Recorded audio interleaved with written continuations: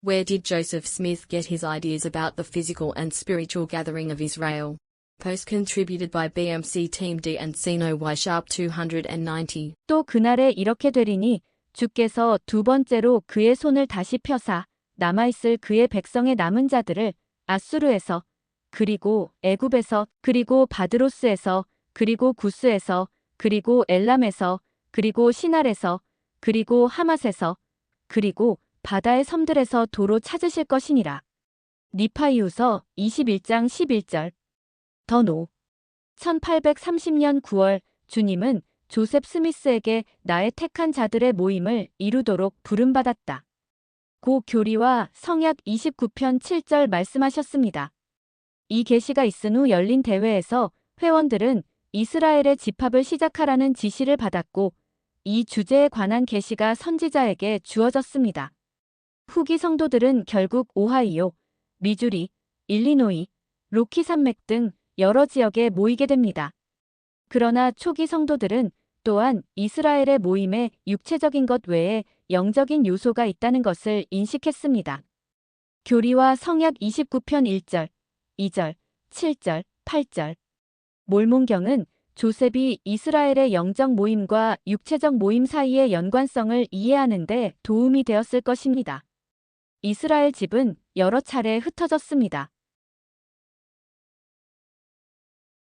첫 번째는 기원전 721년에 아수르 제국이 북부 10지파를 흩었을 때였습니다. 두 번째는 기원전 586년에 바빌로니아가 예루살렘을 정복하고 많은 유대인을 이주시켰을 때였습니다.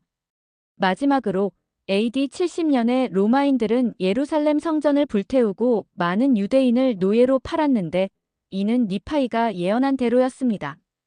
니파이후서 25장 14절, 15절. 그러나 니파이는 또한 이사야를 통해 언젠가 하나님께서 열방을 위해 사자를 세우시고 이스라엘의 추방자들을 모으고 유다에 흩어진 사람들을 땅 네 구석에서 모으실 니파이후서 21장 12절, 이사야 11장 12절 것이라는 사실을 알았습니다. 몰몬경은 그 모임이 물리적 사건이 될 것이며 흩어진 이스라엘이 바다의 섬들과 땅의 사방에서 그들의 기업의 땅으로 니파이후서 10장 8절 모이게 될 것임을 분명히 밝히고 있습니다.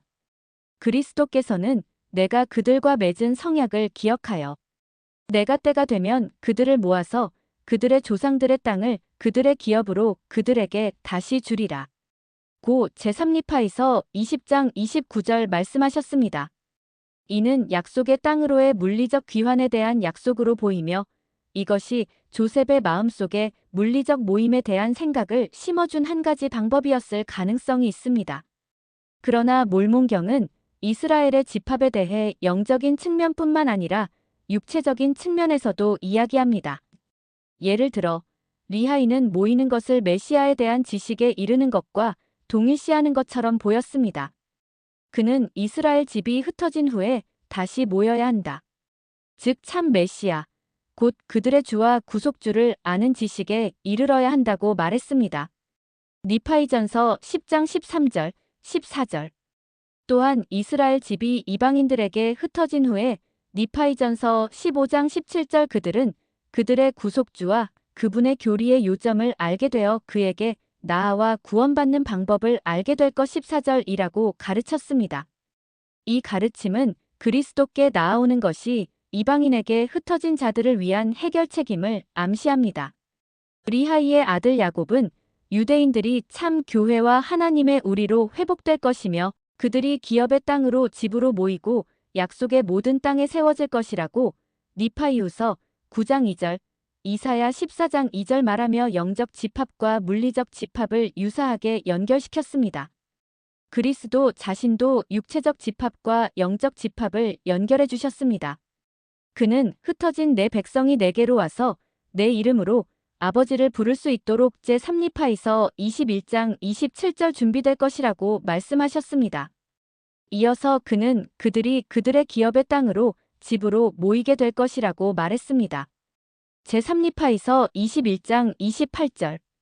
이것은 영적인 집합인 그리스도께 나아가는 것과 육체적인 집합인 기업의 땅으로 모이는 것 사이의 연관성을 암시하는 것 같습니다. 육체적 집합과 영적 집합 사이의 한 가지 연결점은 몰몬경과 초대 교회 회원들이 이사야 11장 11절을 사용한 방법입니다. 이 구절은 주께서 자기 백성의 남은 자를 회복하기 위해 두 번째로 다시 손을 펴시리라고 여러 나라에서 언급하며 몰몬경에서 이 구절이 4번 언급되고 있습니다. 그중 한 번은 니파이가 주님께서 자신의 백성을 단순히 육체적 유배에서 회복시키기 위해서가 아니라 잃어버리고 타락한 상태에서 영적으로 회복시키기 위해 두 번째로 그분의 손을 다시 잡으실 것이라고 말하면서 니파이후서 25장 17절 육체적 집합과 영적 집합 사이의 긴밀한 연관성을 보여주었습니다. 초대 교회 회원이었던 에밀리 M. 코번 오스틴은 이 구절을 육체적 집합과 영적 집합을 모두 지칭하는 데 사용했습니다. 그리고 교리와 성약 137편 6절에서 조셉 스미스는 이 구절을 침례와 직접적으로 연결했습니다. 더 Y. 영적 모임은 먼 미래에 일어날 일이라고 생각하기 쉽습니다. 하지만 몰몬경과 교리와 성약은 영적 모임이 지금 이 순간에도 일어나고 있음을 보여줍니다. 선지자 조셉 스미스는 선지자들이 마지막 날에 이스라엘의 구원을 말할 때 기록한 모든 것은 그것이 집합의 사업으로 이루어져 있음을 직접적으로 보여줍니다. 이스라엘의 영적 구원에 기여하고자 하는 사람들은 선교 사업을 통해 흩어진 이스라엘을 모으는 데 도움을 줄 수 있다고 가르쳤습니다. 주님은 에즈라 테일러에게 입을 열어 복음을 전하면 충만하여 옛 니파이와 같이 될 것이라고 교리와 성약 33편 7절, 8절 말씀하셨습니다. 오늘날에도 마찬가지입니다.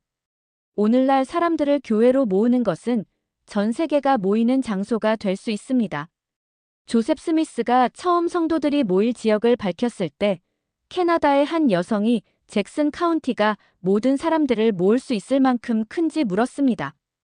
브리검 영은 이 질문의 시온은 결국 이 땅 전체로 확장될 것입니다.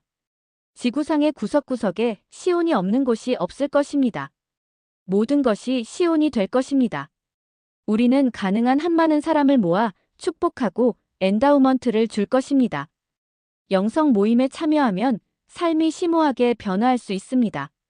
오스틴 자매는 모임에 참여하면서 불행하고 궁핍한 사람들에게 자비를 베푸는 삶, 상한 마음을 싸매고 슬퍼하는 사람을 위로하는 삶, 모범과 교훈으로 가르치는 삶, 자선의 삶, 우리가 그리스도와 함께하며 그분을 배웠다는 것을 세상에 보여주는 삶을 얻었다고 말합니다. 집합에 영적인 요소가 있다는 것을 깨달은 성도들은 흩어진 이스라엘을 모아 자신과 주변 사람들의 삶을 개선하는 것을 도울 수 있음을 상기하게 됩니다.